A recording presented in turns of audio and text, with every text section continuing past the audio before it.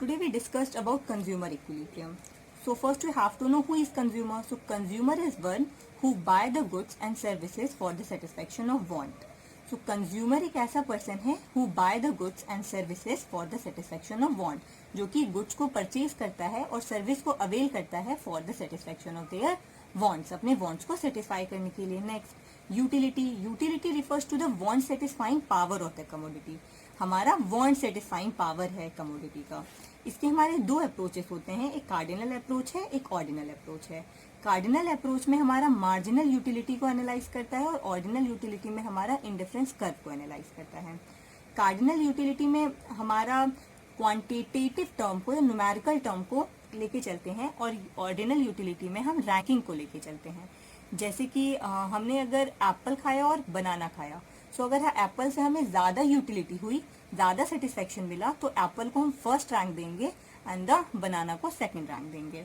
उसी तरह ordinal utility में हम रैंक नहीं देते हैं. ऑर्डिनल यूटिलिटी में हम नंबर के टर्म पे बताते हैं. जैसे कि अगर हमने आइसक्रीम खाई तो उस आइसक्रीम से हमें 20 यूटिल्स मिला. Utils is a standard unit. जैसे कि लीटर हम लोग लिक्विड चीज के लिए यूज करते हैं, मिल्क के लिए लीटर यूज करते हैं, किसी कमोडिटी के लिए, शुगर के लिए हम केजी यूज करते हैं. उसी तरह हम यहाँ पे इमेजिनरी यूनिट ले रहे हैं, इमेजिनरी स्टैंडर्ड यूनिट ले रहे हैं, दैट इज यूटिल्स. तो इसमें हम बोल रहे हैं कि 20 यूटिल्स हुई एक आइसक्रीम को खा के. तो इसमें हम इसमें नंबर्स में लेते हैं सेटिस्फेक्शन को, यूटिलिटी को. Next total utility. Total utility refers to the total satisfaction obtain from the consumption of the possible unit of the commodity. Total utility हमारा जो है टोटल सेटिस्फेक्शन है, जो कि हमें consumption of possible combination unit of the commodity से मिलता है. टोटल यूटिलिटी हमारा समेशन है. टोटल यूटिलिटी है हमारा सारे यूटिलिटी को एड ऑन करके. वैसे मार्जिनल यूटिलिटी, मार्जिनल को हमने आपको लास्ट लेक्चर में बताया था कि मार्जिनल का मतलब है हमारा एडिशनल. तो मार्जिनल यूटिलिटी जो है हमारा, वो marginal utility is a additional utility derive from the consumption of one more unit of the given commodity. हमें जो एडिशनल सेटिस्फेक्शन मिल रहा है एडिशनल क्वांटिटी को कंज्यूम करने के लिए, एक्स्ट्रा जब हम अपना कंजम्पशन इंक्रीज कर रहे हैं, तो जो हमें एक्स्ट्रा यूटिलिटी मिल रही है, एक्स्ट्रा सेटिस्फेक्शन मिल रहा है, वो हमारा मार्जिनल यूटिलिटी होता है. मार्जिनल यूटिलिटी को मेजर करने के लिए marginal utility is equals to change in total utility upon change in number of units होता है. या मार्जिनल यूटिलिटी को हम बोलते हैं total unit N, total utility N minus total unit N minus 1. उसी तरह हम बोल सकते हैं कि टोटल यूनिट यूटिलिटी जो है वो हमारा समेशन ऑफ मार्जिनल यूटिलिटी है. फिर हम इसको आपको टेबुलर फॉर्म में भी बताते हैं कि जो हमारा टोटल यूटिलिटी है, वो अगर हमने एक आइसक्रीम कंज्यूम किया तो हमें 20 यूटिलिटी मिल रही है, 20 यूटिल्स की यूटिलिटी मिल रही है. और जब हम और हमारा मार्जिनल यूटिलिटी भी तब 20 है. फिर जब हमने आइसक्रीम का कंजम्पशन इंक्रीज किया, आइसक्रीम को 2 आइसक्रीम खाई एट द सेम टाइम, तो हमारा जो टोटल यूटिलिटी है वो हमारा इंक्रीज होकर 36 हुआ और मार्जिनल यूटिलिटी हमारा 16 हो गया. That is 36 minus 20 is equals to 16. तो वो हमारा 16 हुआ. फिर हमने जैसे जैसे अपना कंजम्पशन, जैसे जैसे आइसक्रीम का कंजम्पशन इंक्रीज किया, वैसे ही हमारा टोटल यूटिलिटी इंक्रीज हुआ और मार्जिनल यूटिलिटी हमारा ये 10 हुआ. फिर हमारा एक पॉइंट पे 50 हुआ. फिर हमारा कांस्टेंट हुआ टोटल यूटिलिटी. देखिए टोटल यूटिलिटी हमारा कांस्टेंट हुआ और यहीं पे मैक्सिमम भी है, और हमारा मार्जिनल यूटिलिटी उसी जगह पे 0 हो गया. और उसके बाद अगर हमने और आइसक्रीम खाई, अपने तब भी कंजम्पशन को ना रोका और आइसक्रीम खाई, तो हमारा जो यूटिलिटी है वो टोटल यूटिलिटी तो डिक्रीज हुआ ही हुआ, एट द सेम टाइम हमारा मार्जिनल यूटिलिटी नेगेटिव हो गया. और जहाँ पे हमारा टोटल यूटिलिटी मैक्सिमम होगा और मार्जिनल यूटिलिटी 0 होगा, इसको हम बोलते हैं पॉइंट ऑफ सैटिटी. इस पॉइंट को हम बोलते हैं पॉइंट ऑफ सैटिटी. इसको हम आपको अब डायग्रामेटिक वे में भी बता देते हैं. डायग्रामेटिक वे में यहाँ पे हमने वाई एक्सिस पे टीयू लिया है और एमयू लिया है, और एक्स एक्सिस पे हमने यूनिट ऑफ आइसक्रीम लिया है. तो टोटल यूटिलिटी पहले तो हमारा इंक्रीज हो रहा है at the 4 unit of ice cream तक हमारा टोटल यूटिलिटी इंक्रीज हो रहा है. 5th पे भी हमारा टोटल यूटिलिटी इंक्रीज कांस्टेंट होके वो 50 हुआ और मार्जिनल यूटिलिटी हमारा 0 हो गया. मार्जिनल यूटिलिटी हमारा 0 हो गया. और फिर अगर तब भी हमने नहीं रोका और तब भी हमने इंक्रीज किया अपना यूटिलिटी 6 किया, तो हमारा मार्जिनल यूटिलिटी नेगेटिव हो गया और टोटल यूटिलिटी भी हमारी डिक्रीज हो गई। तो वो यही बता रहा है हमारा, ठीक है। टीयू एमयू का रिलेशनशिप है ये।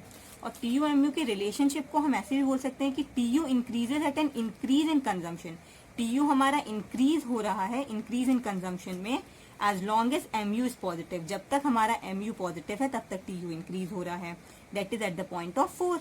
एंड जब टीयू हमारा पहुंच जा रहा है मैक्सिमम पॉइंट पे, ठीक है, जब हमारा जो टीयू है वो मैक्सिमम है तो उस जगह पे एमयू हमारा 0 है, दैट इज एट 5, और इसी को हम पॉइंट ऑफ सैटिटी बोल रहे हैं। व्हेन हमारा कंजम्पशन इंक्रीज हो रहा है beyond the point of satiety, अगर हमने कंजम्पशन को beyond the point of satiety increase किया तो हमारा जो टीयू है वो तो फॉल हो ही रहा है और एमयू भी हमारा नेगेटिव हो रहा है। ये relationship between TU and MU, TU और एमयू के बीच में रिलेशनशिप है ये। फिर हम जब आपको ये सब समझ में आया तो अब हम बात करेंगे आपसे law of diminishing marginal utility की। तो law of diminishing marginal utility को हम Griffin's second law of consumption भी बोलते हैं। तो ये हमारा बताता है law of diminishing marginal utility कि जैसे जैसे हम कंजम्पशन को इंक्रीज कर रहे हैं हमारा जो मार्जिनल यूटिलिटी है सक्सेसिव यूनिट का वो डिक्रीज हो रहा है। Law of diminishing marginal utility state that as we consume more and more unit of a commodity the utility derived from each successive unit goes on decreasing। जब हम मोर and more consume कर रहे हैं unit of a commodity, commodity के unit को मोर and more consume कर रहे हैं, जो हमारा फिर यूटिलिटी डिराइव हो रहा है ईच सक्सेसिव यूनिट से, वो हमारा डिक्रीज हो जा रहा है। तो हमारा जो एमयू है वो डिक्रीज हो जा रहा है जब हम मोर एंड मोर कंज्यूम कर रहे हैं। इसके भी सर्टेन अजम्पशंस हैं, डेट इज कि हम यहाँ पे ले रहे हैं cardinal utility of cardinal measurement of utility.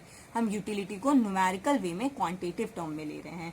Monetary measurement of utility second, तो जो हमारा जो यूटिलिटी है वो मॉनेटरी मेजरमेंट ऑफ यूटिलिटी है। कंजम्पशन ऑफ रीजनेबल क्वांटिटी, जो हम कंज्यूम कर रहे हैं वो एक रीजनेबल क्वांटिटी में है।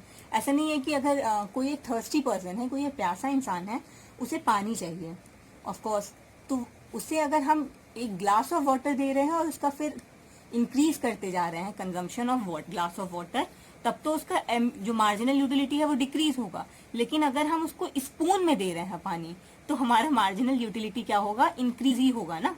तो हमारा मार्जिनल यूटिलिटी इंक्रीज होगा क्योंकि उसको हमने रीजनेबल क्वांटिटी में पानी नहीं दिया, स्पून में दिया है। तो हमारा जो हमने ऐसा एज्यूम किया है जो हमारा कंजम्पशन है वो हमारे एक रीजनेबल क्वांटिटी में है और कंटिन्यूअस कंजम्पशन है।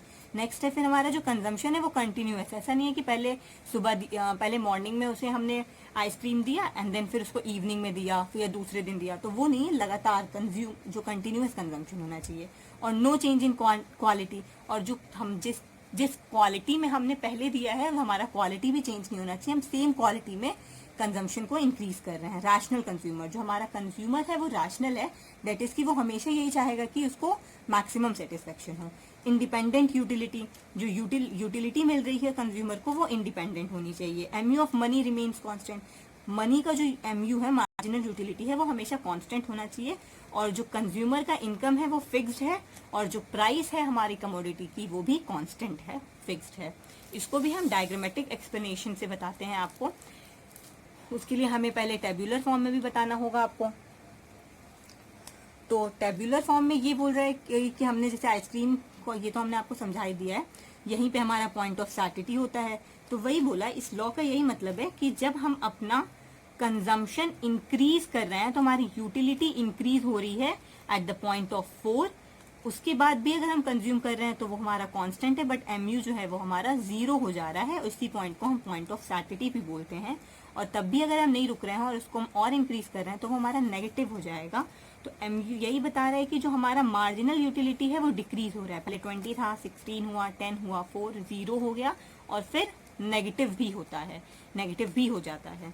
तो यही बोला कि हमारा, फिर हमने आपको ग्राफ से भी बना के बता दिया डायग्राम के थ्रू कि हमारा देखिए नेगेटिव हो रहा है, ये हमारा कंटिन्यूअसली डिक्रीज हो रहा है। MU curve slope downward indicating decrease in satisfaction with each successive ice cream. MU जो है हमारा वो डाउनवर्ड स्लोपिंग है, वो ये इंडिकेट कर रहा है कि जो हमारा सेटिस्फेक्शन है वो each successive unit of ice cream से डिक्रीज हो रहा है। Thank you.